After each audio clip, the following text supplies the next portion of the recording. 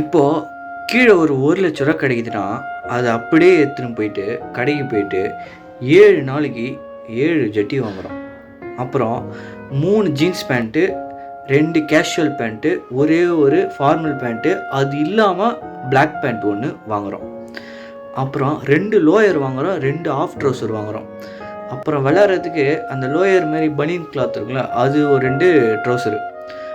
அப்புறம் ஷூக்கு போடுற சாக்ஸு ஒரு 6 ஒரு நாளைக்கு ஒன்று போடணும். ஏன்னா அது ரொம்ப தேவைப்படுது.